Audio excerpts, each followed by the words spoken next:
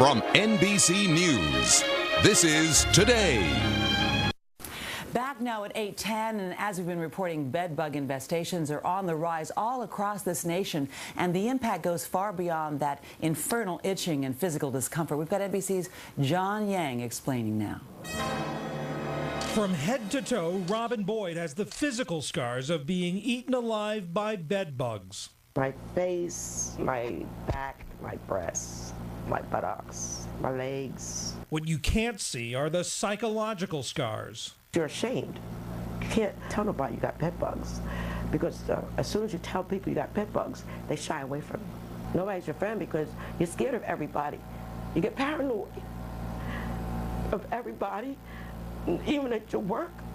Looking here. Missy Henriksen of the National Pest Management Association says it's an all too common story. People do oftentimes find themselves dealing with great deals of anxiety, sleeplessness, oftentimes depression. I hear stories of people that truly are on the brink of holding on to their sanity because of all that they're experiencing. Having bed bugs means bites, itching, and the nuisance of trying to get rid of them.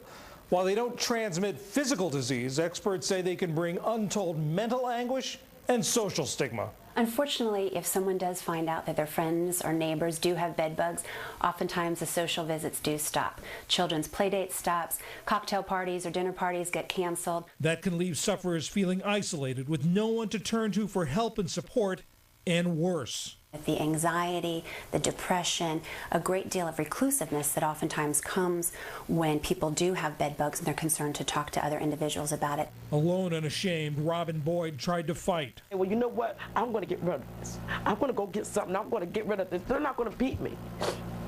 Then they beat you anyway. A life turned upside down by the tiniest of pests. For Today, John Yang, NBC News, Chicago.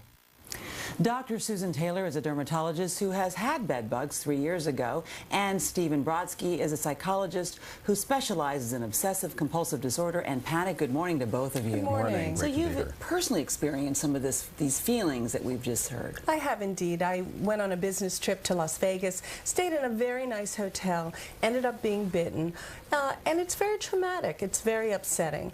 But I don't think it's anything to be ashamed of. You know, bed bugs are so prevalent not only in hotels but also office buildings, department stores.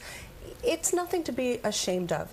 You know, it's another type of infestation. Dr. Brodsky, she's right. There's no reason to feel shame for this. It could happen actually to anyone that they have bed bug bites. But what is it about bed bugs that makes them so traumatic, as we just saw from this last tape, especially given that they don't carry diseases? I think it's just the frustration and the difficulty in addressing the situation. I have a lot of people, for example, that I treat for hoarding and so forth. Some of these people, as well as just an ordinary individual, very often has to, you know, basically throw out all of their possessions, if not abandon their apartment entirely. So it really is quite an upheaval. Okay, so we've got to really talk about what's getting practical. I mean, it's often said you're only as sick as the secrets you keep. So let's talk about how to be open then about some of this stuff. You know, we just heard the woman in this piece saying you really can't tell anybody. The truth is that we're trying to figure out the rules of the road here. What can you do? What should you do? What's your feeling, Doctor? Well, my feeling is that it's important to be open and honest and to be a good citizen. So I think you should say, you know, my apartment was infested with bed bugs. I've had an exterminator in. They've come back and they say that we're all clear. If you take your clothes to a dry cleaner, and that's what's suggested, I think it's important to say to the dry cleaner, I want you to know that I've had bed bugs and we're fighting this. And I think you can't go wrong by being open and honest and informing people. But we just heard from the tape earlier that people don't invite you over for play dates. They don't want to hang out with your kids. I mean, there's a cost to be paid for honesty, Doctor. Yeah, I think that there's a balance. Clearly, you have to kind of get your house in order first. I think that's obvious, you know, if you're going to have guests over or visit other people. Having said that, I think that, you know, paranoia and stigma has never been helpful in any situation, whether it's bed bugs, whether it's swine flu or anything else.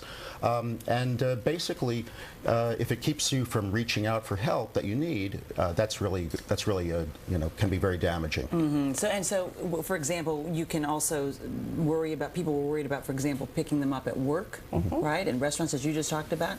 So should you go to your bosses? Should you go to your colleagues and mention that you have bed bugs? Well, Anne, I think that's a very interesting question. I think that it's important for the corporate environment or the work environment to say, you know what, this has been a problem. I want you to be aware of it. And then they can be on the lookout for signs of an infestation in the office. So I think honesty is indeed the best policy. All right, so we've talked about that part of it, but in terms of the practical part of it, the reason why you did not bring bed bugs home is because you did the smart thing, which is to keep your bag away from the bed. That's right. I travel quite extensively. I never put my luggage on the bed. I always put it on a luggage rack. I pull it out from the wall. And I think those maneuvers made a big difference, and I think people should be aware of that. And the bottom line is this too shall pass, Doctor. Absolutely. I think we've seen public hysteria about other kinds of epidemics. Eventually it passes, and so stigma should not be your motivating. Should not be your motivation. You should just try to get the job done. All right, Dr. Stephen Brodsky, Dr. Susan Taylor, thank you so much, Thank you. both of you, for helping us through our psychological issues with this, because it's scary.